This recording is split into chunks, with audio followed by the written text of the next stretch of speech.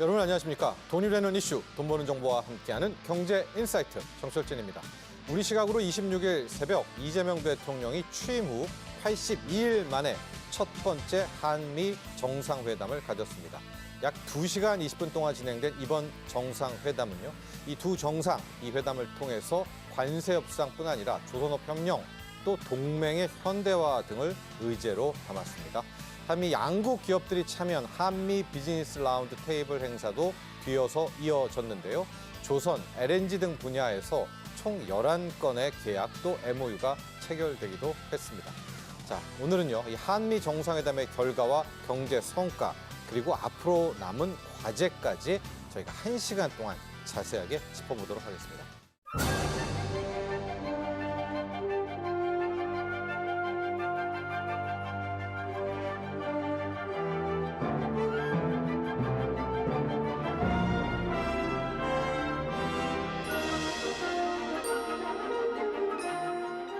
미국을 다시 위대하게 만드는 것이 우리 대통령님의 꿈인데 미국이 다시 위대하게 변하고 있는 것 같고 그게 다우존스 지수에서도 그게 나타나는 것 같습니다. 말씀하신 조선 분야뿐만이 아니라 제조업 분야에서 르네상스가 이루어지고 있고 그 과정에서 대한민국도 함께 하게 되길 기대합니다.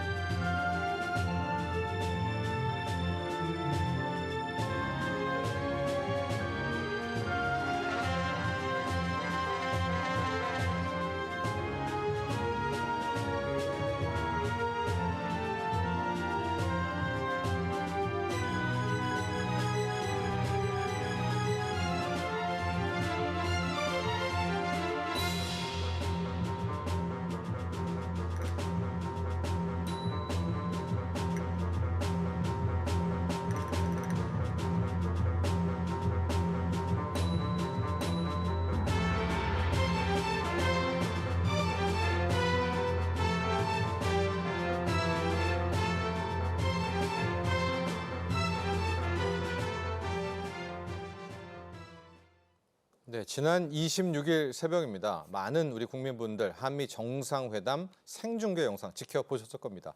한미 정상의 첫 번째 이 만남이었었던 것만큼 부담감도 컸고요. 또 실제 난이도도 매우 높았던 회담이었습니다.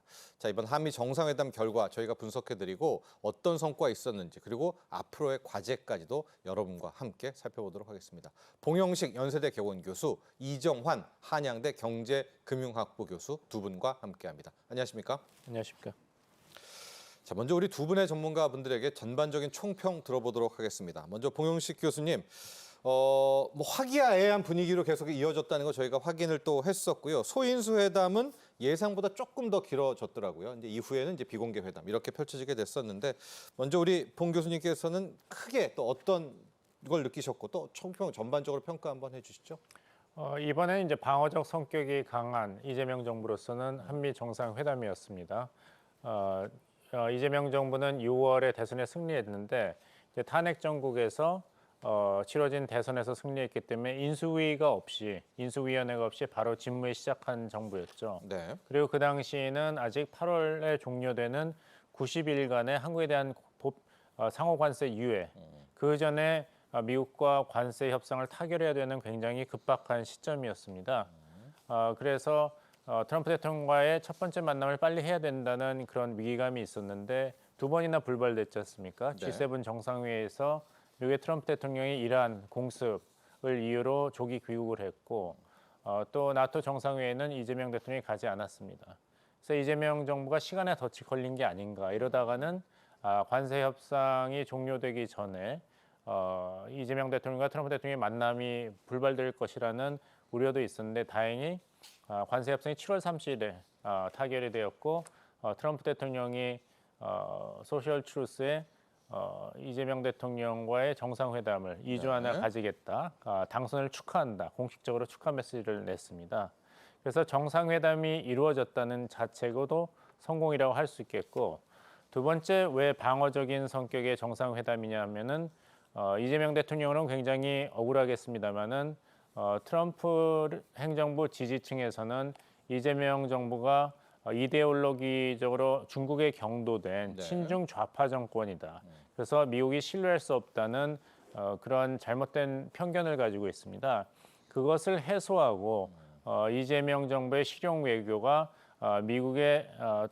미국 우선주의 외교 정책과도 조화를 이룰 수 있다는 신뢰 그리고 지지를 이번 정상회담에서 미국 측으로 받아내는 것이 목적이었는데 굉장히 화기애애한 분위기에서 양 정상이 첫 번째 회의를 했기 때문에 이런 면으로 본다면 굉장히 긍정적인 첫 출발이다 말씀드리겠습니다. 네, 신뢰를 쌓았다, 또 오해를 풀었다. 여기에 초점을 맞춰주셨고요. 우리 이정환 교수님께서도 같은 질문입니다. 특히 경제 쪽도 많이 보셨을 것 같은데요. 예, 아무래도 이제 경제 쪽을 중심으로 말씀드리면 리스크 부분에서 일정한 관리가 충분히 이루어졌다라는 일단 말씀드려야 될 것 같고요. 사실 이제 이번 회담의 화두 중 하나가 될 것이라고 생각했던 것이 이제 농산물 분야였는데 네. 농산물 분야에 대한 언급이 직접적으로 나오지 않으면서 그렇다는 이야기는 어떤 거냐면 그 압력에 대해서 구체화하고 우리가 일방적으로 끌려가는 모습을 보이지 않음으로써 다 추후에 이제 협상의 여지를 열어두었다라는 말씀을 일단 드릴 수 있을 것 같습니다.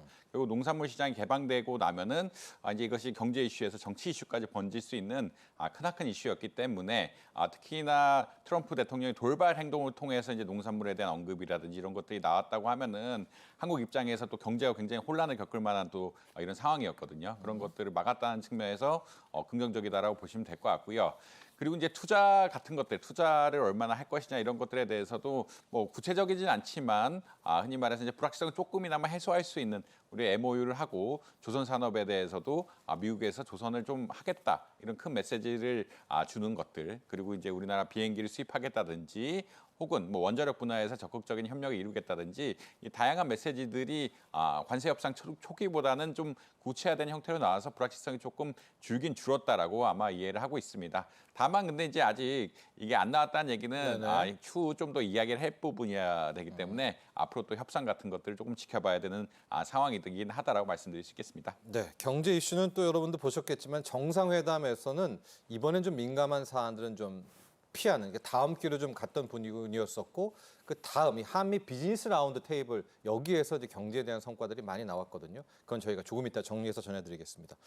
봉 교수님, 우리가 이제 처음에 좀 많이 긴장을 했던 것이 그 소인수 회담을 벌였던 그 위치가 오벌 오피스였고 네네. 거기 이제 젤렌스키가 있었던 또 그 자리였었기 때문에 이제 돌발 변수에 대한 걱정을 많이 했었는데 이번에 이제 좋은 평가, 긍정적인 평가가 내려준 이유 중에 하나도 그런 돌발 변수가 없이 좀 무난하게 흘렀다라는 뭐 이런 평가들 나오고 있습니다. 돌발 변수가 있었죠. 하지만 잘 방어하고 오히려 좋은 긍정적인 분위기로 전환한 네. 그것을 높이 평가해야 될 것 같습니다.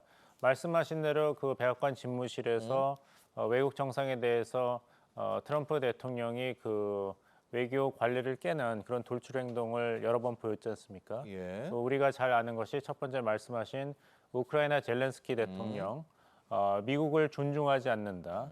그리고 JD 벤스 부통령이 왜 미국의 지원에 대해서 고맙다는 얘기를 안 하냐? 왜 군복을 입고 이렇게 백악관에 와서 백악관의 권위를 실추시키느냐? 디그니티. 네, 저 자리입니다, 바로. 예, 예. 바로 저 자리고. 네. 그래서 이재명 대통령이 그걸 알기 때문에 이 집무실을 새로 트럼프 대통령이 좋아하는 황금색으로 새로 데코레이션 한 게 멋있다.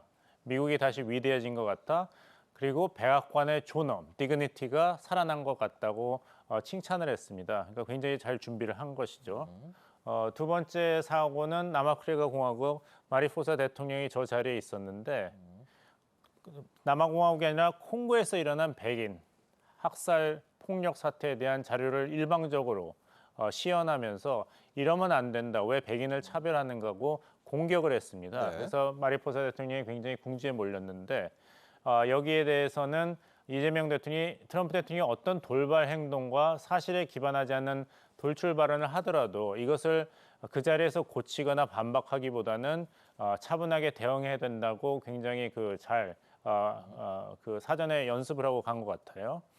돌발 사건 분명히 있었습니다. 이 정상회담 시작하기 한 3시간 전에 이 전에 있었던 SNS 사건이죠? 그렇습니다. SNS 네. 사건을 말씀드리는데 한국에서 무슨 일이 나고 있는가, 폭력과 숙청이 있는 것 같아 이런 얘기를 했는데 다행히 이재명 대통령 방미팀에서 이런 돌발 사건의 가능성을 미리 인지하고 외교적으로는 굉장히 이례적입니다. 국내 정치에 초점을 맞춰야 될 강훈식 비서실장에 대동을 했죠. 그래서 트럼프의 복심이라고 할 수 있는 수잔 와일스 비서실장과의 비서실장 간의 핫라인을 미리 구축해서 이 사건이 있었지만 약 40분 동안의 대동을 하면서 트럼프 대통령에게 정확한 정보를 전달해 달라고 부탁을 했습니다. 네. 그래서 기억하시겠습니다만 이런 사건이 있다 그러는데 사실이라면 굉장히 불행한 일이지만 한국답지가 않다. 이게 벌써 굉장히 부드러운 태도로 바뀌었어요. 트럼프 대통령이. 그리고 이재명 대통령에게 충분히 설명할 기회를 주었고 특검 얘기가 나오니까 본인이 시달렸던 5개 사건으로 기소된 경험이 있지 않습니까? 대선 기간 동안에. 그래서 잭 스미스는 아니냐 그 이름이 이런 농담까지 하면서 오히려 부드러운 분위기로 가고 나는 당신을 신뢰하고 우리는 당신과 100% 함께한다. 오해라고 확신한다고 마무리가 지어서 극적인 반전, 긍정적인 분위기로 반전을 이루었습니다. 네. 우리 봉 교수께서 얘기한 그 돌발 변수는 그 장에서 있었다기보다 그 앞에서 일어나서 큰 돌발 변수가 나올 뻔한 것을 오히려 저 오벌 오피스 현장에서 바로 잡았다. 또 이렇게 여러분이 이해하시면 될 것 같고 많이 또 걱정을 하고 우려했던 부분이 한미 동맹 현대화의 이 이슈였었거든요. 왜냐하면 이제 주한미군의 역할을 막 나중에 중국과의 대국에서는 어떻게 해야 되나 이런 질문까지 오면 어떡하나 이제 그런 전문가분들이 얘기를 했었는데 그런 이슈는 잘 언급이 안 됐고요. 오히려 우리 이재명 대통령이 국방비를 증액하겠다고 또 먼저 밝혔습니다. 이렇게 했던 이 전략은 또 어떻게 바라보겠습니까? 네, 아주 적절했다고 봅니다. 말씀하신 대로 동맹의 현대화, 주한미군의 전략적 유연성, 그리고 가장 걸끄러운 이슈인 중국 견제에 대해서 한국이 그거였죠. 적극적으로 지원한다는 그런 압박 발언이 트럼프 대통령이 직접 이재명 대통령이 하지 않을까 우려가 있었습니다.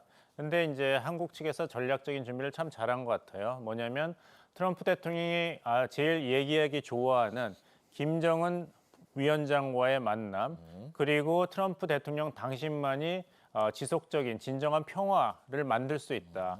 피스키퍼가 아니라 피스메이커. 예. 그리고 여기에 나는 페이스메이커로 적극적으로 지원하겠다는 얘기를 해서 이런 껄끄러운 이슈를 이야기하지 않고 대부분의 긍정적이고 밝은 대화 시간을 북한과 김정은 위원장의 얘기로 채웠습니다. 따라서 어려운 얘기를 정상 간의 만남에서 피할 수 있으면서도 계속해서 트럼프 대통령과 긍정적인 톤으로 얘기할 수 있게 분위기를 끈 것은 이재명 대통령이 굉장히 철저히 준비했고 이것이 이번에 효과를 발휘했다고 보입니다.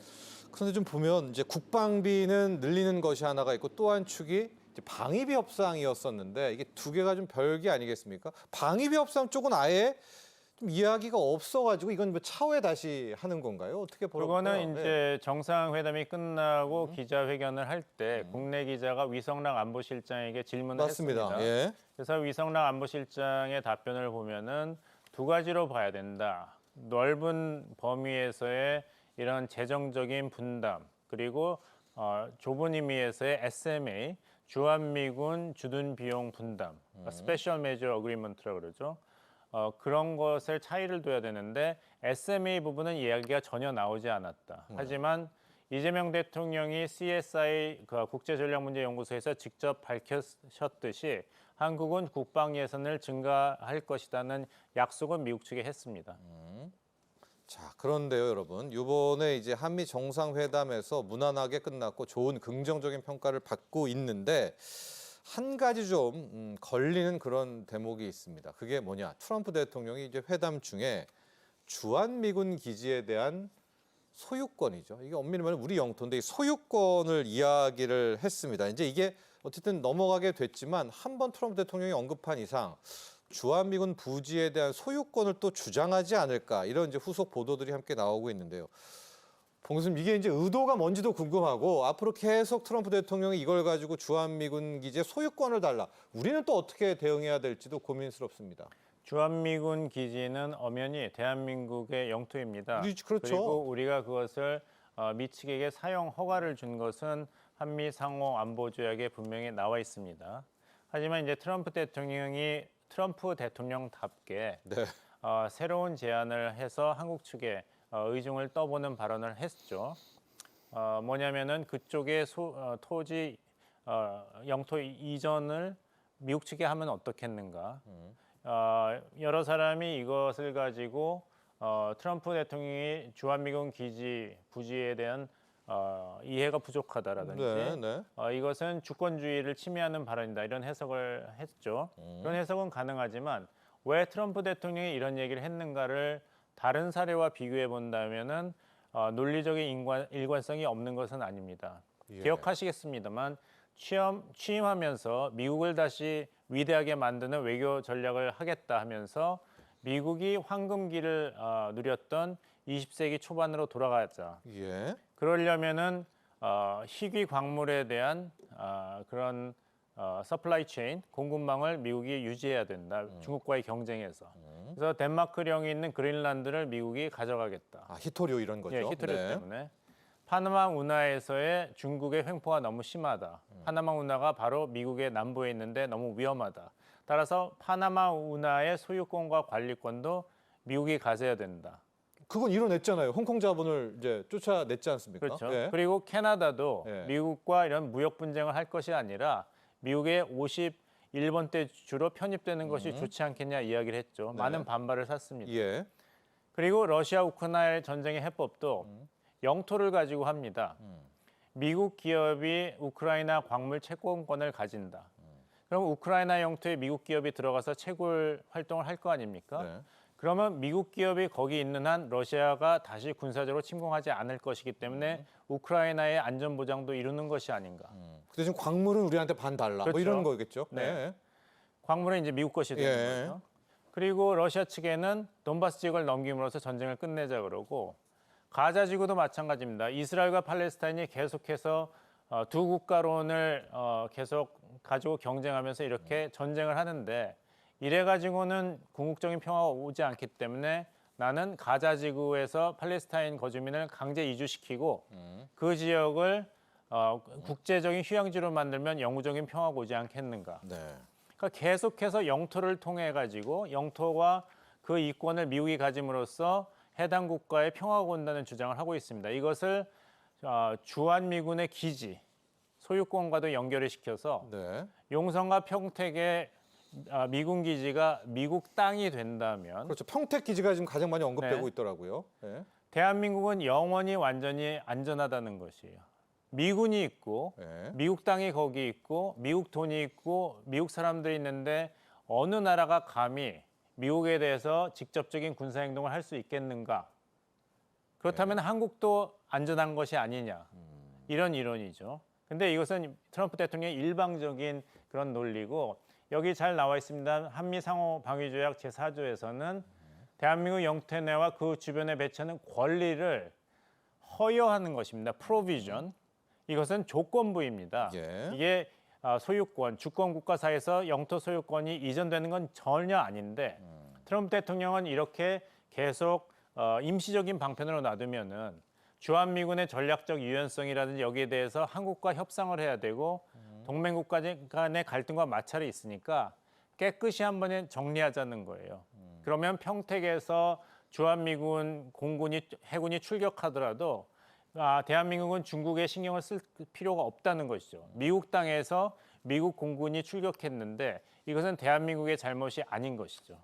알래스카에서 미군 공군이 출격하는데 그 옆에 있다고 캐나다를 중국이 공격할 이유가 없는 거 마찬가지 아니겠습니까? 네. 다시 말씀드립니다만 이것은 우리나라 입장에선 주권 국가로 받아들일 수 없고 한미 상호 안보 조약 제4조와 위반되는 아이디어지만 네. 트럼프 대통령은 자신의 철학에 따라서 한 발언으로 보입니다. 교수님께서 보시기에 이게 트럼프 대통령이 툭 던진 건지 아니면 이걸 시작으로 앞으로 계속 그 미군 기지에 대한 소유권을 주장할지 어떻게 보십니까? 왜냐하면 이거에 따라 우리도 준비를 좀 해야 될 것 같거든요. 정답은 모른다는 겁니다. 이것이 툭 던진 것인지. 네. 왜냐하면 아직 가자 지구에서 팔레스타인 거주민 강제 이주에 대해서는 미국이 일관적인 정책을 취하고 있지는 않죠. 그렇죠. 하지만 아이디어는 계속 나오고 있지 않습니까? 그래서 그런 식으로 한국에 대해서도 이것을 압박하도록 계속 잔여 임기 3년 반 동안 유지할 것으로는 예상이 됩니다. 네. 말씀하신 대로 소인수 회담이 예상보다 길어졌는데 여기에서 만약 트럼프 대통령이 이 문제를 강하게 제기했다면 한국 측 입장으로서도 그 의중을 충분히 파악할 기회가 있었을 것이고 이번 정상회담은 정상회담을 끝났지만 그 후속 그렇죠. 조치 이제 차원에서 시작이죠. 네. 어떤 조치가 있을 것으로 보입니다. 자, 경제 쪽 가보도록 하겠습니다. 자, 이번에 한미 정상회담을 놓고 보면 우리 K조선, 우리 조선업이 없었으면 정말 힘들었겠구나. 이 교수님, 이런 생각이 들 정도로 우리 조선업이 중간에 레버리지 역할을 많이 했는데요. 트럼프 대통령이 우리 K조선에 대한 칭찬이 정말 엄청났고 아예 미국이 우리 한국 선박을 발주하겠다 이런 이야기까지 했습니다. 어제는 우리 조선주들 좀 조정을 받았지만 오늘 또다시 좀 조선주들 주가도 상승하고 있는데 K조선업으로 뭉쳤던 한미 정상회담이다. 또 이런 평가도 나옵니다. 아무래도 이제 조선업이 미국에서 가장 필요한 산업이다 보니까 트럼프 대통령이 직접 한국 선박을 사겠다라고 이야기를 하고 있고요. 이것은 이제 한국에서 만든 선박을 살 수도 있다라는 그런 입장이라고 보시면 될 것 같습니다. 사실 이제 미국 군함 같은 경우에는 어떤 법적인 제약 같은 것들이 있어서 흔히 말해서 75% 부품을 미국 내에 생산해야 된다 이런 법들이 좀 있거든요. 미국에서 만들어야죠. 미국에서 만들어야 되는 이런 법들이 있는데 한국에서 직접 수입하겠다는 이야기는 어떤 거냐면 결국 그런 법들을 뚫고 나가서 한국에서 제조를 해서 건조한 군함들을 살 수 있게끔 하겠다라는 그런 입장이 좀 있다라고 보시면 될 것 같습니다. 결국은 미국의 상선도 상선도 또 제약이 있습니다. 미국 내 상선, 국내 상선이 운영하려고 그러면 미국 내 만든 또 이런 제약들이 있거든요. 그런 제약들이 있기 때문에 한국의 조선소 인프라를 활용해서 이것들을 만들고 수입해 가겠다라는 그런 입장을 보였고요. 물론 이제 트럼프 대통령이 미국에서 또 만들겠다, 미국인 노동자를 쓰겠다라는 그런 메시지를 같이 내긴 했지만 근본적으로 한국에 사오겠다는 이야기는 한국에서 조선 건조를 허용하겠다라는 그런 입장으로 보시면 될 것 같습니다. 이 이슈의 근본은 아무래도 중국에 비해서 흔히 말해 해군만은 좀 비춰지고 있는 상황들. 특히나 중국은 어마어마한 조선업을 바탕으로 해서 해군력을 굉장히 빨리 올리고 있는데 미국은 그렇지 못한 상황이라고 보시면 될 것 같고요. 특히 이제 우리나라 하나오션이라든지 HD 현대를 중심으로 해서 상선이라든지 군함을 만들어서 어떻게 보자면 미국에 수출을 할 수 있는 이런 여건을 만들었다라고 아마 보시면 될 것 같습니다. 그래서 이제 한미 그 비즈니스 라운드 테이블에서 이제 MOU, 조선 관련 MOU가 2건 정도 체결된 정도로 조선 분야에 대해서는 미국 역시 사실 필요하고 이 흔히 말해서 해군정 같은 것들을 구입할 수 있는 제약들을 적극적으로 풀고 수입해 가겠다라는 그런 의지를 표명했다라고 아마 보시면 될 것 같습니다. 네, K조선의 역할 저희가 잠시 후에 이건 좀 더 들어가 보도록 하겠고요. 자, 여러분 이렇게 기대와 우려가 교차했던 한미 정상회담 잡음 없이 또 긍정적으로 끝나면서 첫 단추는 잘 꼈다 이런 평가 나오고 있습니다. 특히 이번 정상회담 통해서 트럼프 대통령이 한국에 대한 관심사가 무엇인지를 또 파악하는 기회가 될 수 있었죠. 자, 앞으로 조선업을 필두로 제조업에서 한국과 미국의 협력 더 중요해질 것 같습니다. 영상 준비했거든요. 보시고 난 뒤 이야기 계속 이어가겠습니다.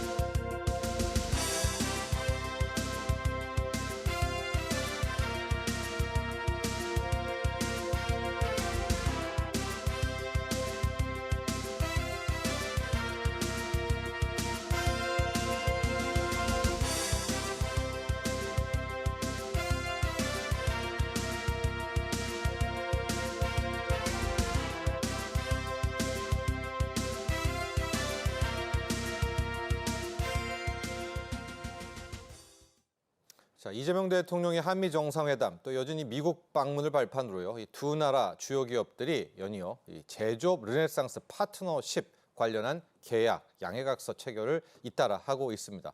모두 11건의 양해각서가 체결됐다라고 하는데, 자, 이종환 교수님, 이제 회담 끝나고 나서 한미 비즈니스 라운드 테이블이었었죠. 이제 우리 기업인들이 가서 여러 가지 교류가 이어졌었는데, 그 내용들 한번 총 정리를 부탁드립니다. 지금 이제 아까 말씀드린 것처럼 미국에서 가장 필요한 산업이 조선 산업이고요. 이건 군사 안보 때문에 그렇다라고 보시면 될 것 같고 해군력에 대한 문제라고 보시면 될 것 같습니다. 두 번째로 필요한 사업이 원자력입니다. 원자력이 왜 필요하게 되면 AI 때문에 데이터 센터를 많이 져야 되는데 특히나 SMR이든 뭐 일반 원전이든 미국 내 원전 기술만 가지고 이걸 건설할 수 있는 방안이 없는 상황이기 때문에 우리나라 흔히 말하는 원전 개발 업체, 원전 설비를 하는 업체에 도움을 받지 않으면 이 전기에 대해서 좀 문제가 생길 수밖에 없는, 에너지 공급에 대해서 문제가 생길 수밖에 없는 이런 양상들이다라고 한번 보시면 될 것 같고. 손발이 묶여 있죠, 미국 예, 원전은. 미국 원전 손발이 묶여 있으니까 흔히 말해서 설계할 수 있는 기술은 있으나 이걸 건설해서 적기에 시공할 수 있는 기술이 없기 때문에 이런 것이 우리나라에 도움을 받지 않는다. 그럼 지금 뭐 테네시밸리라든지 이런 데서 뭐 60기가짜리 원전을 짓는다 만다 굉장히 큰 이슈들이 나오고 있거든요. 그것을 우리나라에 도움 없이 건설한다. 이거는 사실 거의 불가능한 이슈라고 보시면 될 것 같고요. 특히나 전 세계 원전이 한 400~500기 정도 되는데 이걸 만들 수 있는 나라들이 몇 군데 안 되다 보니까 중국, 러시아 거는 또 미국에 살 수가 없고 프랑스도 좀 어렵고 프랑스는 공기 같은 데 문제가 있어서 한국에 어떤 힘이 많이 필요하다라고 보시면 될 것 같습니다.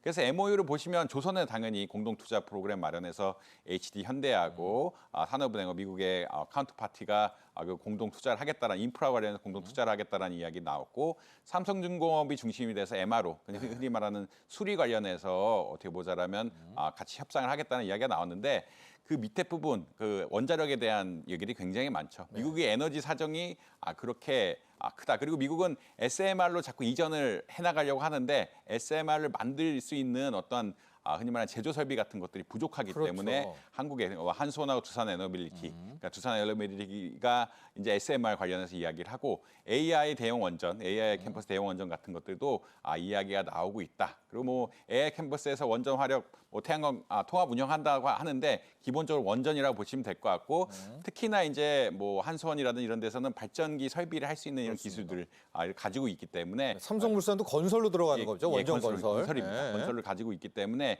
이것을 적극적으로 활용하겠다라고 보시면 될 것 같고요. 특히나 이제 미국산 우라늄 농축을 좀 사야 되는 것이 아니냐는 또 이슈가 나오면서 우라늄 농축에 관한 MOU 같은 것들이 좀 나왔다라고 보시면 될 것 같습니다. 나머지 부분들은 이제 항공하고 LNG하고 핵심 광물 부분이라고 볼 수 있는데 항공에서는 우리나라가 보잉 항공기를 100대 가량 도입하겠다는 이야기를 하고 있고요.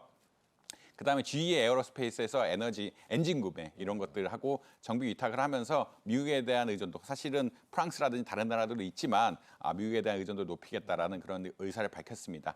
LNG 분야에서는 기존에 나온 것처럼 뭐 사실은 뭐 천억 달러 규모의 천억 달러 투자를 받겠다는 투자를 하겠다는 입장이 있었는데 수입을 하겠다는 입장이 있었는데 그런 것이 좀 구체화됐다라고 보시면 될 것 같고 고려 아연이 이제 게르마늄 같은 것들을 장기 공급하겠다는 이슈가 있습니다.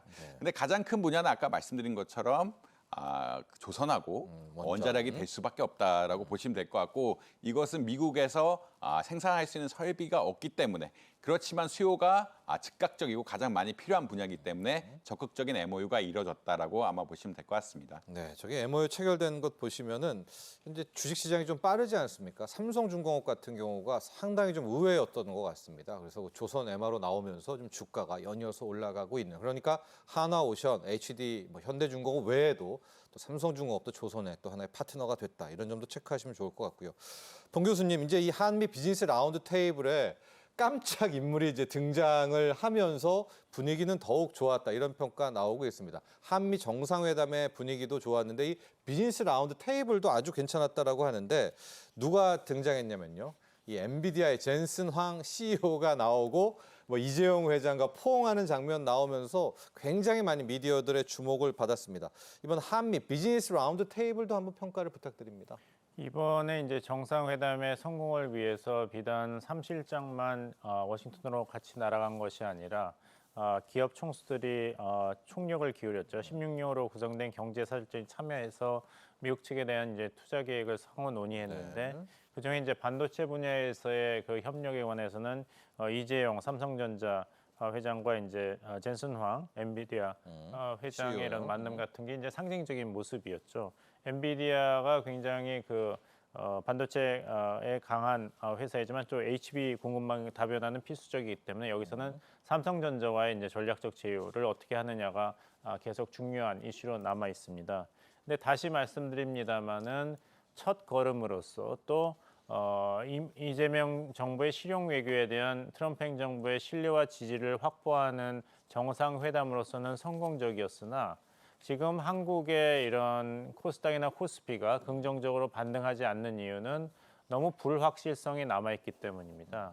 아직 그 공동 합의문이 발표된 것도 아니고 문서화요? 예, 문서화입니다. 특히 3,500억 달러 대미 투자가 어떤 형식으로 이루어질지에 대해서는 양측의 그 견해차가 크고 여기에 따라서 굉장한 이견이 있다. 계속 협상 중이라는 이야기가 나오고 있기 때문에 시장이 여기에 대해서 긍정적으로 반응을 하기에는 아직 시기상조인 상태인 것이죠. 네. 따라서 아직 끝난 것이 아니다. 이번에 한미 정상회담은 출발점으로서 성공인 것이지 어떤 결과를 보장하는 그런 성격의 한미 정상회담은 아니고 그것을 애시당초부터 트럼프 행정부의 이런 관세 정책이라든지 안보 정책의 성격을 봤을 때는 기대할 수 없는 너무 높은 장기적인 목표였다. 이렇게 말씀드리겠습니다. 이야기를 해주셨으니까 이 비즈니스 라운드 테이블에서 원전 얘기까지 한 번 더 들어가 보도록 하겠습니다. 뭐 두 분께 모두 또 이따 물어보도록 할 텐데 원래 이번 원전에서는 우리가 기대했던 게 한미 원자력 협정 개정 하나 이슈가 있었고 또 하나가 이 한미 정상회담 직전에 터졌던 그 웨스팅하우스와의 불공정 계약이었었거든요. 이걸 좀 풀 수 있지 않을까라고 기대를 했는데 그 이야기는 지금 안 들리고 있습니다. 이 한미 원자력 협정은 좀 어떻게 됐을까요? 한미 원자력 협정은 2015년에 네. 40년 만에 개정이 되었죠. 그래서 20% 이상 고농축은 불가능하고 20% 미만 저농축은 한미 간의 사전 협의에 관해서 가능하다. 그것이 저거죠. 네. 소위 1, 2, 3, 1, 2, 3 협정이죠. 그런데 이제 이재명 정부가 한미 정상회담 시작 전에 한미 원자력 협정 개정 개시 선언이 가능하지 않을까 이야기했습니다. 잘 들어보시면 한미 원자력 협정 개정도 아니고 한미 원자력 협정 개정 협상도 아니고 한미 네. 원자력 협정 개정 협상 개시도 아니고 그것을 선언하는 거를 이번에 받을 수 있지 않을까 하고 이야기한 것은 사실상 이게 큰 의미가 없는 것입니다. 네. 한미 원자력 협정이 개정되고 안 되고는 그 가능성도 높지 않고 그것이 된다 하더라도 한국이 만약에 자체 핵 무장이라든지 예. 핵 잠재력 확보를 위해서 이걸 한다 그러면은 큰 기여나 임팩은 없습니다. 이 카드는 이재명 정부가 워낙 트럼프 행정부의 압박 외교에 시달리니까 그래도 우리 입장에서 뭐라도 미국 측으로 받아야지 국민 여론이 이번에 한미 정상회담이 그래도 소기의 성과가 있지 않았을까 내세우는 카드로 추진한 것이 아닌가 저는 이렇게 생각합니다. 전자권 환수 문제도 비슷한 이유에서 거론이 됐던 것으로 네, 생각합니다. 너무 몰리니까 미군의 전략적 유연성이라든지 동맹의 현대화. 현대화에서 한국이 이렇게까지 양보를 했는가. 그렇다면 한국도 무언가를 반대급부를 확보했다는 것이 전자권을 가져왔다는데 만약에 전자권 환수를 우리가 요구를 한다면 주한미군의 전략적 유연성을 가지고 싶은 미국 입장에서는 오히려 환영할 것입니다. 그러니까 이거는 좋은 카드가 아니었죠. 한미 원자력 협정은 개정. 네. 앞으로 10년이나 남아 있습니다. 이 시점에서 왜 서두르는가는 그래도 여기에 관해서 한미 원자력 협정 개정이 가능하다는 개시 선언이라도 받아낸다면 이전 윤석열 정부에서 자체 핵 능력 확보를 주장했던 안보 보수주의자들이 이재명 정부의 외교 실패를 공격할 때 내세울 수 있는 좋은 카드입니다. 하지만 재처리를 하는 목적은 사실 핵무기 개발밖에 없거든요. 한국은 여기에 대해서 국제사회 신뢰가 없습니다. 그리고 이전 윤석열 정부와 사회에서 재처리는 한국의 핵무장이라는 이야기를 이미 했기 때문에 이것은 평화적, 전기 생산의 목적이라는 그런 설득력이 미국에서 없기 때문에 그리고 이 개정에 관해서는 트럼프 대통령 행정부가 결정하는 것이 아니라 의회가 결정하는 것입니다. 이건 국내법입니다. 네. 따라서 이 카드를 우리가 던졌더라 하더라도 네. 트럼프 대통령 입장에서는 전혀 정치적 부담 없이 덕담 차원에서 긍정적으로 검토하겠다 그러고 사실상 개정은 시작도 안 했을 개연성이 높습니다. 이번 비즈니스 라운드 테이블에는 젠슨왕 CEO까지 등장을 했는데 많은 분들이 또 기대를 했었던 우리 삼성전자의 추가 투자, 특히 파운드리 증설이 안 나왔어요. 이제 이걸 두고 오히려 패를 아낀다 또 이런 평가나 해석도 함께 나오고 있는데 지금 보면 애플 칩도 삼성전자가 물량 받아서 이제 파운드리를 하고 있고요. 그 다음에 테슬라 칩도 만들고 있는데 이번에 추가 증설은 또 안 나왔거든요. 이게 앞으로 좀 어떻게 될까요? 삼성전자와 이제 미국과의 또 파운드리 부분이요. 아무래도 이제 삼성전자 파운드리가 계속 이제 네. 시장 점유율을 높여갔으면 투자에 적극적으로 한다라는 의견도 나올 수가 있었을 텐데 이번에 나올 수가 있었을 텐데 아무래도 시장 점유율을 자꾸 TSMC가 많이 가져가는 형국이었고 그렇다는 이야기는 어떤 거냐면 투자 증설을 하는 데 있어서 삼성전자 역시 굉장히 부담을 가질 수밖에 없는 이런 상황이었다. 그러니까 적극적인 투자를 해서 미국의 파운드를 더 짓겠다라고 이야기하기에는 조금 부담스러울 수도 있는 상황. 그리고 이제 미국 내 수주를 얼마나 하냐 이런 것들이 분명히 고려돼야 되는 이런 상황이 아니었나라고 개인적으로 평가를 하고 있고요. 예. 대신에 이제 삼성전자, 그러니까 파운드리 업체인 삼성전자하고 인텔 파운드리가 협업을 해서 이제 후공정의 패키징이라 그러죠. 패키징 공정이라든지 이런 분야에 대해서는 투자를 같이 해서 미국 내 생산을 유도한다든지 이런 기술 개발적인 측면이 나왔다라고 아마 보시면 될 것 같습니다. 근본적으로 이제 삼성전자가 계속 흔히 말하는 공장 캐파를, 공장의 투자를 늘려야 되는 상황이었으면은 투자 의사결정까지 나올 수가 있었을 텐데 아무래도 지금은 뭐 주문은 오고 있지만 TSMC에 비해서 시장 점유율 같은 것들이 좀 계속 떨어지고 있는 상황이었기 때문에 좀 부담스러운 상황이 아니었나 이렇게 평가를 하고 있습니다. 네, 애플 칩, 테슬라 칩, 뭐 이번에 물량을 받기는 했지만 그걸로는 좀 부족하다. 조금 더 오더를 줘라. 그럼 우리가 미국에 투자하겠다. 아마 이런 보관도 담겨 있다고 평가해 주셨고요. 자, 봉 교수님, 이제 이슈도 봐야 될 것 같습니다. 이제 에이펙 이야기인데요. 이제 에이펙에 또 초대하고 싶다고 이재명 대통령 얘기했고 트럼프 대통령도 오겠다라고 이야기를 했고요. 에이펙이 올 가을에 우리 경주입니다. 여기에서 정말 뭐 남북미 정상회담 한번 기대해 볼 수 있을까요? 어떻게 바라보고 계셨습니까? 그 가능성이 높지 않다는 말씀을 먼저 드리고 예. 기대하지 않는 것이 우리 국익에 도움이 된다 이렇게 말씀드리겠습니다. 기대하지 않는 게요? 네네. 네. 이재명 대통령은 경주 에이펙 정상회의에 트럼프 미국 대통령을 초청했습니다. 그 오는 길에 김정은 위원장과 지난번처럼 판문점에서 약식 회동을 하는 거는 가능하고 한국 측에서도 지지하겠지만 예. 에이펙 정상회의에 김정은 북한 총비서를 초청하는 것은 별개의 문제입니다. 그러니까 에이펙 의장국으로서 한국은 에이펙 경제공동체 회의가 경제적으로 성공하는 데 초점을 맞춰야지 이것을 남북 간의 어떤 정상회담이라든지 북미 간의 정상회담의 그런 다리로 이용한다면은 그 취지를 무색하게 하는 잘못된 접근 방법이라고 할 수 있겠죠. 예. 다음 해 의장국이 중국이기 때문에 중국의 총리나 시진핑 주석이 참석할 가능성도 조심스럽게 타진되고 있습니다. 시진핑 주석이 온다면 미국의 트럼프 대통령 입장에서도 한국 에이펙에 참석할 인센티브가 높은 것이죠. 예. 왜냐하면 중국과의 전략적 패권 경제, 특히 세계 경제에서 중국이 주도하는 자리를 그냥 용인하는 것은 맞지 않으니까요. 또 중국도 미국 가긴 뭐하니까 예, 그렇습니다. 한국으로 오면 좋다. 그 예. 기회에 트럼프 대통령이 한국에 와서 네. 오기 전에 우방국인 일본에 들려서 정상회담도 할 수 있고 에이펙 정상회의에 참석하고 그 다음에 중국 가까운 중국으로 와서 시진핑 주석과 미중 정상회담을 할 가능성도 있다는 것이죠. 그 와중에 가까운 거리에 있는 북한 지도자와 다시 한번 비공식적인 만남을 제2기 트럼프 행정부의 대북 정책의 시작을 알리는 신호탄으로 할 가능성도 있다. 이런 시나리오입니다. 즉 김정은 위원장을 에이펙에 초청한다는 아이디어가 있지만 이것은 취지를 무색하게 하고 북한이 에이펙 회원국도 아니니까요. 북한 측이 이걸 수용할 확률도 높지 않습니다. 기억하시겠습니다마는 2019년 하노이에서 북미 정상회담이 노딜로 끝났지 않습니까? 네. 근데 문재인 정부는 그래도 북미 간의 대화와 이런 만남의 추동력을 확보하고 싶어서 부산에서 개최되는 한 아세안 특별 정상회의에 김정은 총비서가 왔으면 좋겠다고 의사를 타진했습니다. 김정은 위원장이 못 오면은 최룡이라도 보내달라고 친서를 보내고 했는데 북한 측에서는 급한 마음은 이해하겠지만 모든 일에는 때와 장소가 있는 법이다 하고 나무랐습니다. 한국 정부를.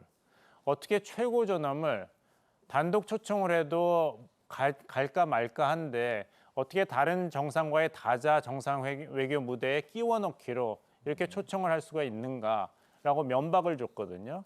그런 면에서 본다면 이번에 경주 에이펙 회의에도 김정은 위원장을 초청한다고 해서 북한 측에서 이것을 환영할 확률이 없고 두 번째는 시간이 별로 없습니다. 네. 2달도 안 남았는데 북한 체제상 어떻게 최고존엄에 그것도 대한민국 땅에서 열리는 행사에 그런 안전을 확보하면서 참석을 준비할 수 있겠습니다. 미중은 어떻습니까? 경중 에이펙에서. 그거는 간단한 문제죠. 예. 그거는 지도자의 의지만 있는 것이기 때문에. 하지만 또 만약에 김정은 위원장을 굳이 한국 측에서 힘을 써서 경주 에이펙에 등장하게 한다면 트럼프 대통령의 이재명 대통령이 당신이 피스메이커가 되고 내가 페이스메이커가 되겠다고 했는데 시진핑 주석과 김정은 위원장, 트럼프 대통령을 나란히 세우는 것을 이재명 정부가 한다면 이재명 정부의 이런 실용 외교에 대한 트럼프 대통령의 신뢰는 급속히 사라질 것입니다. 네. 그래서 그 에이펙에 대한 또 하나의 또 의견을 또 이야기해 주셨고요. 이주환 교수님과는 이 얘기해야 될 것 같습니다. 농축수산물에 대한 이슈, 이게 서로가 다 언급을 안 하면서 이제 아마 다음 실무회담으로 내려온 것 같습니다. 이번에는 좀 언급이 되지 않았었죠? 이번 뭐 강유정 대통령실 대변인 이야기하듯이 이번에는 언급이 안 됐다라고 이야기를 하고 있고요. 언급이 안 됐다는 것은 아직 협상이 좀 마무리 안 됐다라는 해석으로도 좀 가능하긴 합니다. 왜냐하면 트럼프 대통령이 그 처음에 이제 무역 협정이 한 날 트루스 소셜에 그러니까 본인의 SNS에 그 농산물 분야를 명시를 했거든요. 이것이 우리가 한국에 대해서 농산물 분야에 열었다라고 명시를 했고. 한국 이제 그 정책실장님 김현봉 정책실장님이나 이런 분들은 우리는 쌀이나 뭐 소고기에 대해서는 지켜냈다라고 약간 상반된 네. 메시지가 같이 나왔거든요. 그렇다는 이야기는 어떤 거냐면 미국은 미국 측의 해석이 있고 한국은 한국 측의 해석이 있는데 이번은 뭐 미국 측은 자기네 해석이 맞다라고 하는 것 같고 한국은 우리나라 해석이 맞는 것 같다라고 하고 있어서 협상이 이게 100% 끝난 것 같지는 언급이 안 됐어요. 언급 네. 자체가 안 되니까 그 원칙적으로 원론적으로 우리는 이렇게 생각을 하고 있고 미국은 또 그렇게 생각을 하고 있는데 이 중간이 보통은 컴프로마이즈 그러니까 흔히 말해 합의를 해야 되는데 그렇게 가지는 않았다라고 보시면 될 것 같습니다. 그렇기 때문에 네. 조금 지켜봐야 되는 상황 그리고 워낙 중요한 이슈이기 때문에 우리나라에서도 천천히 이것을 그러니까 지금 언급 안 된 게 오히려 다행이라고 생각할 정도로 천천히 진행하는 것이 맞다라고 볼 수 있겠습니다. 그리고 이것도 짧게 가고 마무리할 텐데요. 속보를 좀 전해드리면은 한화오션이 이번에 필리조선소에 이제 한화 시스템과 함께 우리가 필리조선소에 투자를 해가지고 미국의 조선소가 있는데 여기에 50억 달러, 7조 원의 추가 투자가 나왔네요. 이제 이게 약간 좀 확인이 된 것 같은데 이 얘기도 함께 좀 정리해 주시죠. 아무래도 이제 마스카의 중심은 사실 가장 미국에서 바라는 것은 미국은 해군 함정을 만드는 것이 가장 바라는 것이라고 보시면 될 것 같고요. 물론 그 주체가 뭐 미국 기업이 되면 다행이겠지만 우리나라 기업이 가서 그러니까 하나오션이 가서 하는 것도 긍정적이다라는 아마 이슈라고 아마 보시면 될 것 같습니다. 네. 그래서 이제 필라델피아 그러니까 하나오션에서는 이제 7조 원 가량의 투자를 해서 한 해 20억 그러니까 죄송합니다. 20대 가량의 선박을 만들 수 있는 20척이죠. 20척 네. 20척 가량의 선박을 만들 수 있는 이런 기반을 닦는다라고 아마 보시면 될 것 같고요. 그다음에 조선산업협력 펀드 같은 것들 통해서 이제 저리로 우리나라가 그 자금 제공을 해주는 이런 모습이다라고 아마 이해하시면 될 것 같습니다. 자, 이 마무리는 우리 봉영식 교수님과 함께 하도록 하겠습니다. 또 이번 이슈도 그렇고요. 전반적으로 평가 한번 해주시죠. 이번에 필리조선소 이재명 대통령 방문은 신의 한 수라고 하겠습니다. 네. 잘 아시겠습니다. 미국은 선거인단을 획득하는 절대 과반수를 확보해야 되기 때문에 펜실베니아 같은 경합주를 꼭 잡아야 되는데 저기에 지금 주지사로 있는 이재명 대통령 옆에서 같이 안전모를 쓰고 있던 주지사가 다음에 가장 유력한 민주당 대선 후보입니다. 네. 조시 샤피로. 네. 그렇기 때문에 이런 펜실베니아의 조선 산업에 한국이 직접적으로 도움을 줬다는 것은 마가 그리고 미국의 제조업 르네상스를 주창하는 제이디 벤스 부통령에게도 좋은 소재고 네. 펜실베니아 주지사인 조시 샤피로 민주당 대권 주자에게도 좋은 소재이기 때문에 네. 2028년 대선에서 이 문제가 다시 한번 빛을 발휘할 것입니다. 이번에 한미동맹도 총평해 주시죠. 이제 정상회담이 시작이잖아요. 네. 네, 그렇습니다. 좀 시간을 두고 동맹의 현대화에 관한 미국과 한국 간의 다른 해석을 그 간극을 좁혀 나가야지 그 다음에 한국은 그 카드를 가지고 중국과의 대중 외교를 시작할 수 있을 것입니다. 네, 자 이렇게 저희가 한미 정상회담 이어지는 비즈니스 라운드 테이블의 내용까지 정리해봤습니다. 도움 말씀에 봉영식 연세대 교원 교수, 이정환 한양대 경제금융학부 교수와 함께했습니다. 오늘 감사합니다. 네, 오늘 준비한 소식은 여기까지입니다. 우리 대한민국을 배경으로 한 K-팝, 이 걸그룹 또 무송신화까지 함께 나오죠. 이제 세계적인 애니메이션이 됐습니다. K-팝 데몬 헌터스가요. 역대 넷플릭스 흥행 신기록을 경신했습니다. 27일 넷플릭스 공식 사이트에 따르면요, K-팝 데몬헌터스의 누적 뷰, 이 시청 수가 2억 3,600만 뷰였습니다. 영화 부분 역대 1위에 올랐는데요. 기존의 1위는 2021년에 레드 노티스 2억 3천만 뷰였었습니다. 4년 만에 경신을 하면서 전 세계 K-팝 데몬헌터스 열풍 뜨겁습니다. 자, 이 열풍이 우리 K-컬처에 대한 관심으로 이어지고 있는 만큼 이제 우리가 만들어야 되겠죠. 우리가 만드는 제2의 K-팝 데몬헌터스도 기대해 보도록 하겠습니다. 오늘 여기서 인사드리겠습니다. 금요일 오후 3시 다시 찾아뵙겠습니다. 시청자 여러분 감사합니다.